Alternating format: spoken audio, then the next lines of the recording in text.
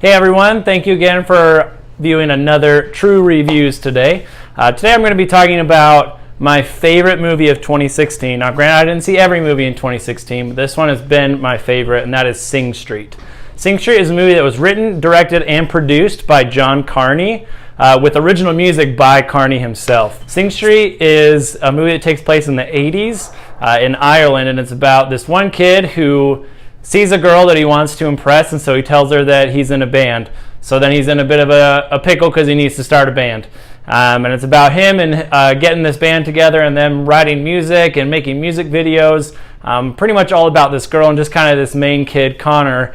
His trying to get through school, a new school. His parents are having a hard time at home, and he's also trying to impress this girl. Just kind of a lot going on in this kid's life, and he's using music as kind of an escape for these different troubles that he's going through, and it is brilliant.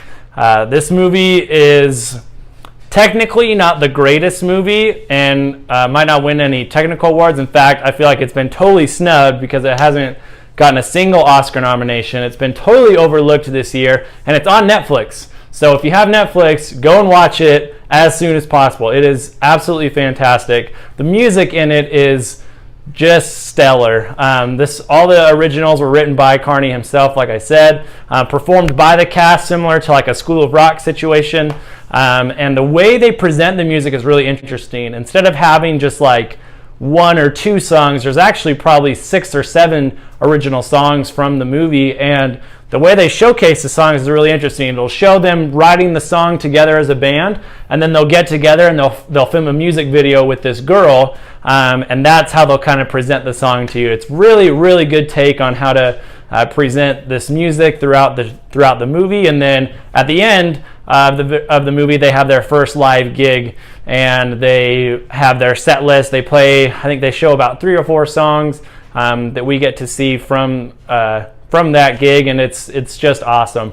Of course, I am in a band right now, and so I feel like I might connect to this movie a little better than some, but I just am such a huge fan of this movie. The acting in it is just incredible. In a movie like this where there's kids involved, in this case these are high school aged kids, the movie really depends on the performances of those kids, and luckily all these kids nail it. The main kid, Connor, who's played by Ferdia Walsh-Pilo, just astounding. Super believable. You really feel what he's feeling in the moment. At times he might be overacting a little, but I think if I remember right, this is maybe his first or second film. He hasn't really been in much, but he did so well. And then Jack Reynor, who plays his older brother Brendan, he was actually in the most recent Transformers movie, which I definitely did not see and don't plan on ever seeing. But coming off of a huge blockbuster like that into kind of this smaller indie Irish film, he's incredible. And their relationship is so touching. They're going through this troubling time with their parents, and the older brother is this college dropout who just kind of smokes weed all the time, but his younger brother really looks up to him, and they have a really special relationship, and their chemistry is dynamite. Definitely worth seeing just for that aspect in itself, let alone all the other great parts.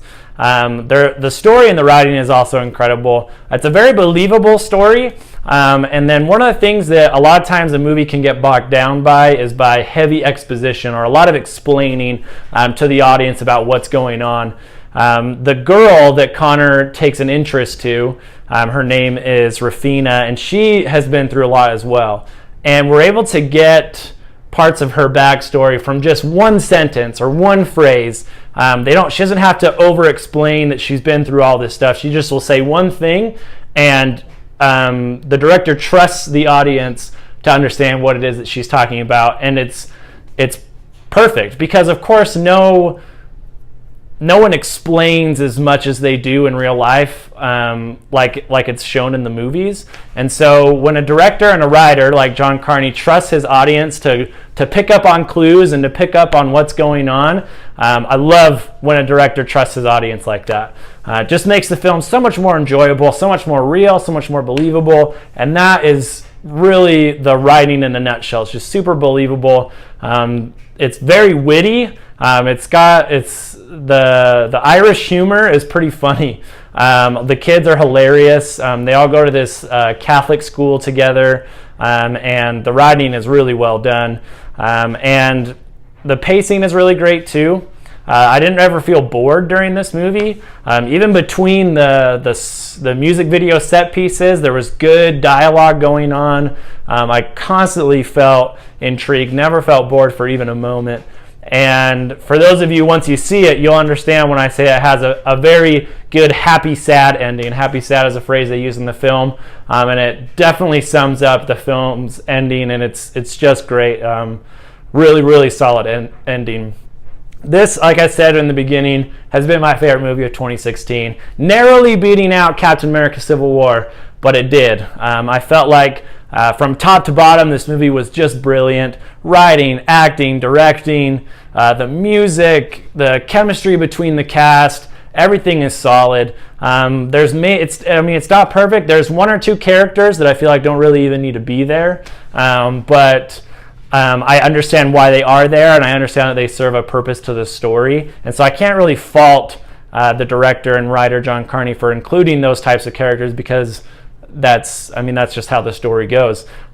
So all in all, Sing Street is my favorite movie of the year. I'm so disappointed that it's been totally snubbed by the Oscars and that it's been just completely overlooked. I want to thank my buddies over at Screen Junkies. They're the ones who turned me on to Sing Street. They've been promoting it heavily since it came out earlier this year, and I have loved it. I watched it a couple weeks ago, and I've watched it 2 or 3 times since. I just absolutely love this movie, and I sincerely hope that you will just go down Netflix, add it to your list, and watch it, because it's that easy.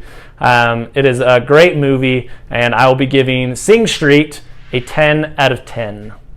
So thank you guys so much for watching this video. Be sure to stay tuned, as I've got a lot of upcoming videos coming out. I'm seeing Split tomorrow night, so that review will be coming out soon. I'm also going to be doing a review for Netflix's series of unfortunate events, as well as the old Nickelodeon show Avatar: The Last Airbender. I never watched it when it was on years ago, but my wife and I just finished it. She recommended it to me, and we sat down and watched it, and I think we got through it in 2 weeks. I absolutely loved it, so I'm excited to talk to you guys about that. I'm also thinking about doing a video about kind of how I review a movie, and like kind of explaining to you guys why I would give Sing Street a 10 or why I would give another movie a less score, just kind of letting you guys know what I look for in a movie and what makes a movie good to me. So if you're interested in that, let me know, and I'd be happy to make that video. So thanks so much, guys.